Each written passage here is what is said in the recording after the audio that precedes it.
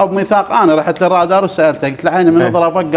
قال بري لي كل عراقي، كل ساحه العراقيين سواء كانوا فصائل المقاومه او كانوا حشد او كل من يلمز ويلمز لهذه العناوين الشريفه والعناوين بامور باتهامات بالرادار. قال لي بريهم الرادار قال بريهم. ابو ميثاق عندي ثلاجه 2 قدم تقدر تحكي وياها، صايره حاره وبستعرق، يمكن الحماوه صعدتها وبدربك ما طولك جاي هم شوف المروحه بس تفتر تعيد وتسقل بنفس الهوا الحاره اللي عتها. سامعين واحد يحشي ويا الحايط، واحد يحشي ويا روحه، بس جديده مال كليم الرادار. عندي هذا الملقط ما يلقط، تقدر تحكي وياه؟ ابو ميثاق انت توقف في الشمس هوايه هالايام، خاف احد قاعد بالرادار وراد يطيب خاطرك وحاجاك وقال لك هاي الرادار. جد هو الرادار فعلا حشى وياك؟ لو انت عميق وتقعد بغرف مظلمه وهاي الرادار رمزيه شيء اكبر. شوف انها نفاخه شبيها منفوخه. معلم ابو علي الشيباني راح له لقاه محبوس، اجاك وذبهن بحضنك وقال لك وصلها للمضغوطين.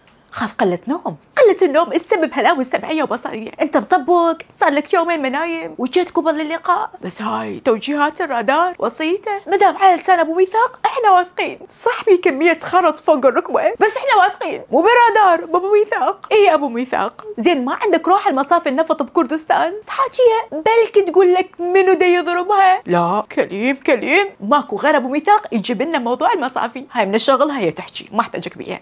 ابو ميثاق تعرف تعزف؟